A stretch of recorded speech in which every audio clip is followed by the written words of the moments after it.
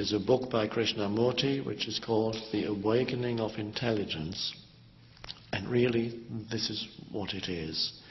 But intelligence, not as defined by academic textbooks, is not the intelligence that can be measured in IQ tests.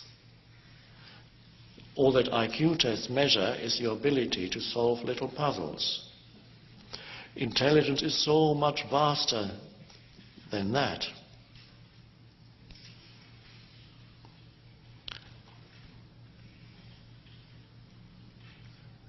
And that is what is arising here and now. Is intelligence that operates noiselessly.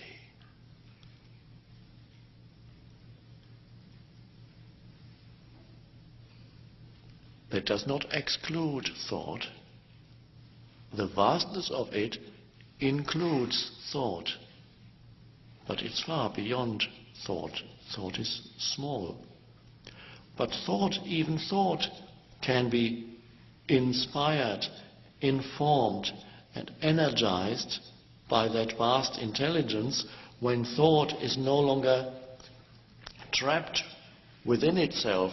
When a self is identified with thought, thought is like a knot, K-N-O-T. You've tied yourself into a knot. Intelligence cannot flow through freely. This is the untying of the knot in both senses of the word. The no to life and the knot is being untied. Then the vaster intelligence can move through, and it can even express itself through the mind. You can speak from that state of still presence. It then will, the energy of that field then flows into the words, and the words are empowered. Of course, they are not new.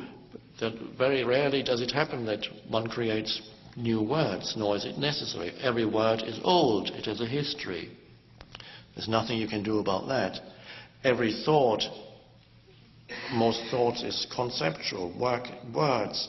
It's old, it has a history. And yet, when a word arises out of that vastness, not the prison of a little mind, self-serving mind, a mind that is now open to the influx of the greater intelligence, then it can be, the mind can also be inspired by that. It can then give form, and it will come creative forms, new forms. There's a freshness and newness and aliveness and a power to the forms that the mind then gives birth to, because the mind becomes aligned, one with the vastness of intelligence, as it did with every creative person in the world.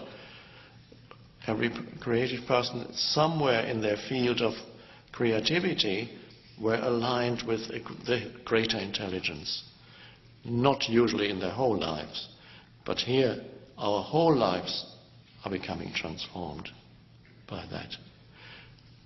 So I've been speaking for a long time. Words have been coming out of my mouth, this mouth,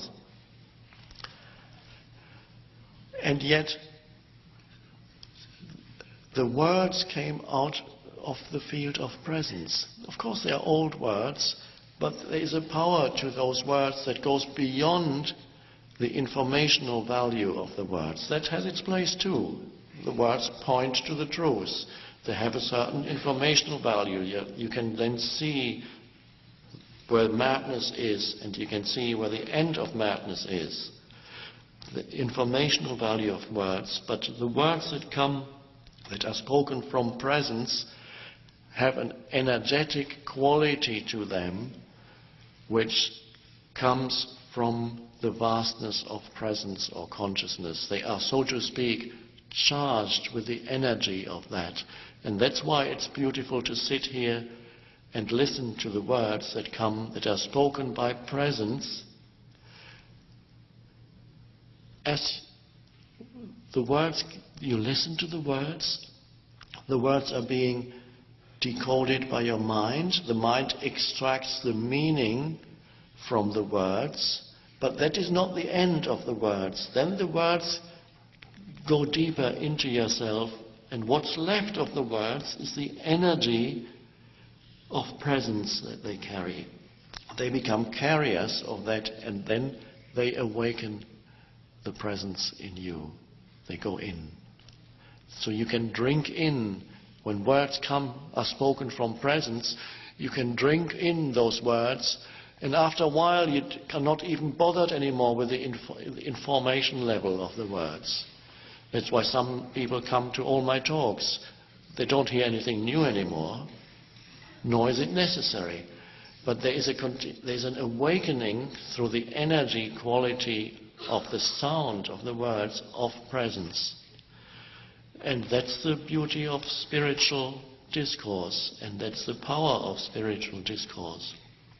Spiritual discourse does not come from a person, does not come from accumulated knowledge. And you know it when you hear it. You can sense the power, something within you responds. It is a self-recognition. The words have an energetic quality to them. That's why we've been here and you've been listening.